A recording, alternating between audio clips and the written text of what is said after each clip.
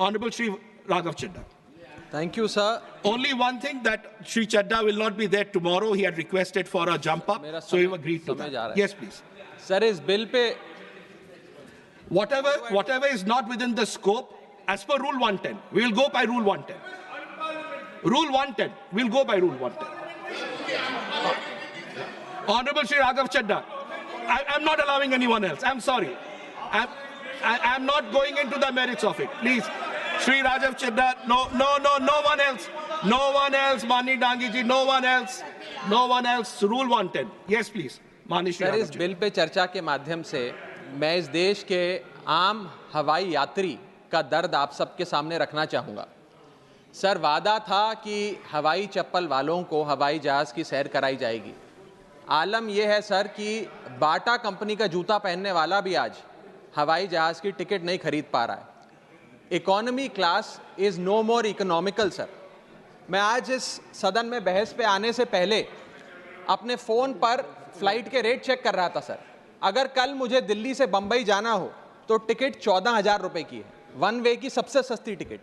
दिल्ली से पटना जाना हो तो 12,000 रुपये की टिकट, दिल्ली से बेंगलोर जाना हो तो 16,000 रुपये की टिकट। और सर वो छोड़िए, संडे के दिन यानी कि परसों मैं अपने क्षेत्र पंजाब से दिल्ली आया, मोहाली एयरपोर्ट से चंडीगढ़ एयरपोर्ट से मैंने फ़्लाइट ली और दिल्ली पहुंचा। उस फ्लाइट की टिकट 14,500 रुपये की थी। हम सांसदों को तो फ्लाइट की रीइंबर्समेंट मिल जाती है सर, आप उस आम नागरिक का सोचिए जो इस स्काई रॉकेटिंग एयर प्राइसेस से जूझ रहा है। और एक और दिलचस्प चीज़ है, एक ही सेक्टर की एक ही दिन की सेम एयरलाइन जो अलग अलग समय पर उड़ती है उसके भी रेट अलग है। आपको सुबह 10 बजे दिल्ली से बंबई जाना, उस एयरलाइन से उस तारीख पे आपको एक रेट मिलता है। 2 बजे की दोपहर की टिकट लेते हैं उसी एयरलाइन पे, उसी दिन पे वो उससे दोगुनी हो जाती है। न जाने क्या लॉजिक है सर। हमें इस देश में एयर यात्रा को लग्जरी ट्रैवल नहीं बताना सर, आम ट्रैवल बनाना है जैसे कि ट्रेन का है। और सबसे बड़ी बात सर, इस देश में जहाज में उड़ना और जहाज में उड़ के अपनी मंजिल तक पहुंचना आज भी इस देश की बहुत बड़ी आबादी के लिए एक सपना है।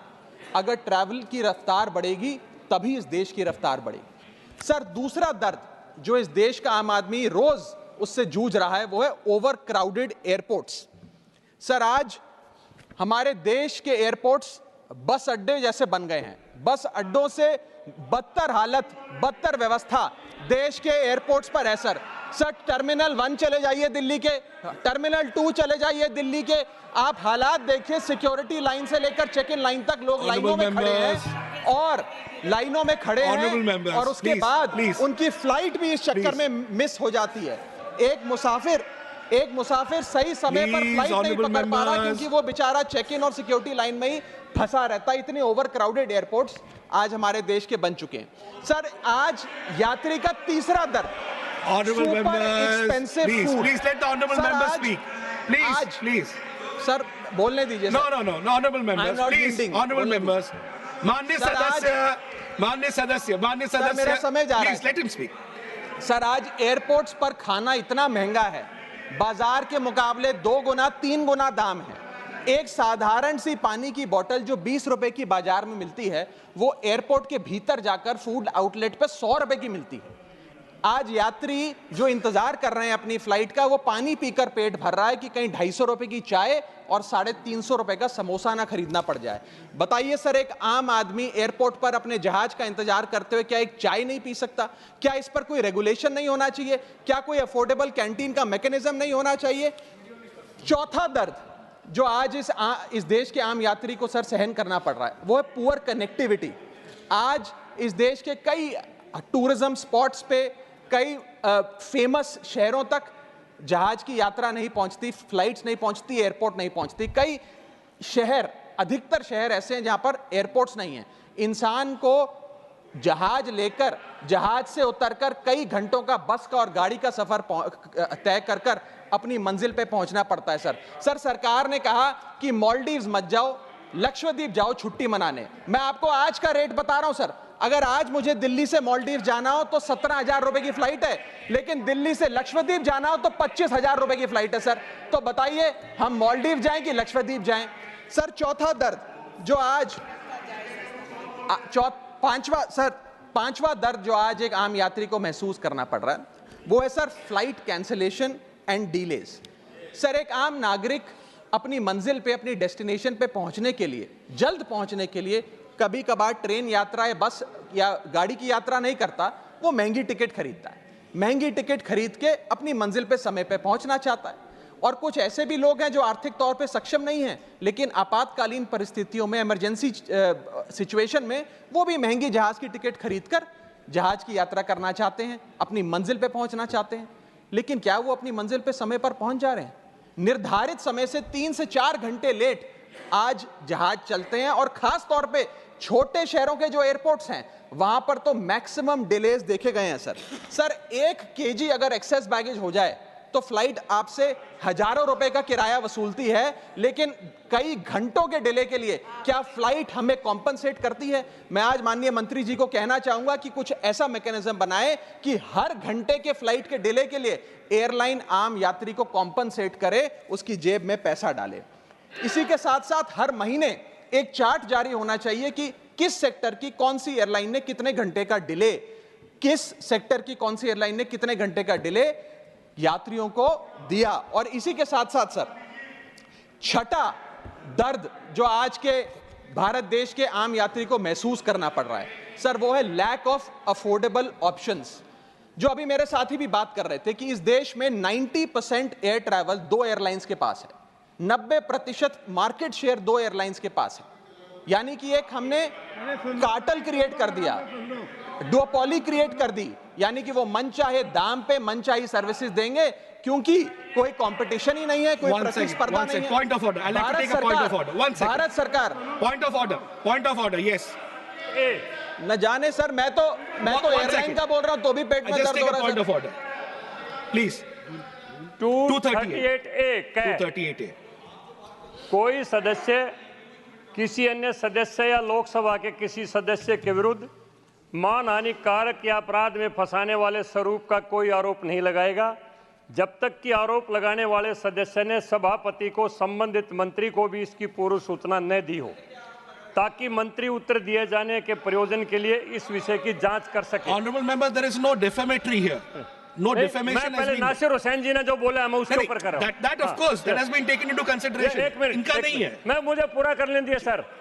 परंतु सभापति किसी समय किसी सदस्य को ऐसा आरोप लगाने से मना कर सकेगा यदि उसकी राय में ऐसा आरोप राज्यसभा की गरिमा को घटाने वाला हो या उस आरोप को लगाने वाले से व्यक्ति कोई लोग इसका सिद्ध न हो। Thank you, honorable member. Thank you.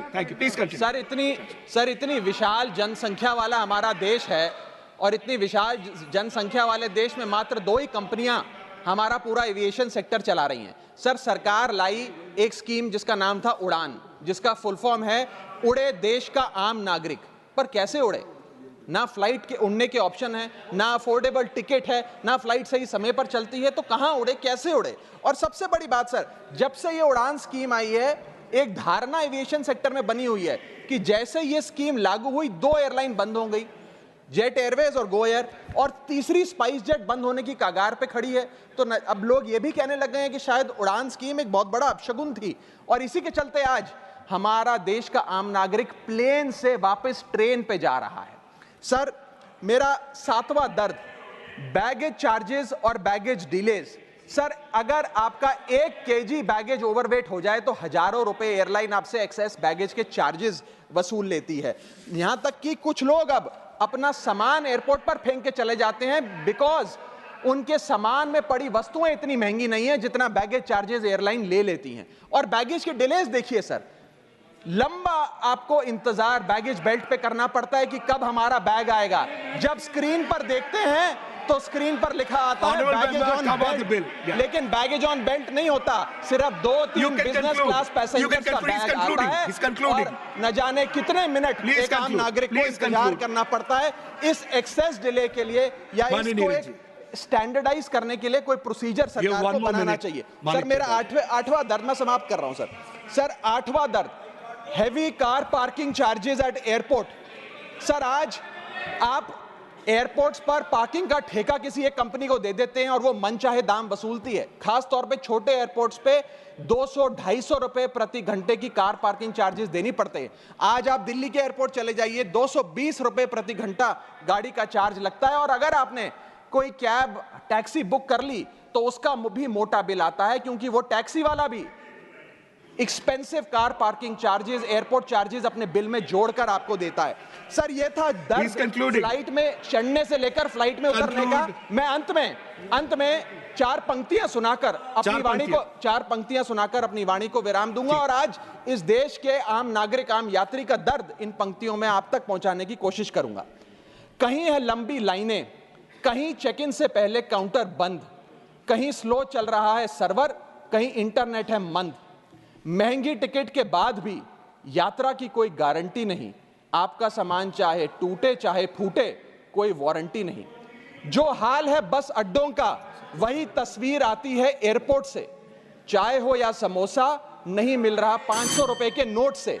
रोज फ्लाइटें रद्द हो रही हैं धमकी बम विस्फोट से। आखिरी में सर, कब तक आम आदमी मरता रहेगा एयरपोर्ट की छत गिरने की चोट से? जनता की मुश्किलें तो पल भर में मिट जाएं अगर सरकार को फुर्सत मिल जाए चुनाव या वोट से।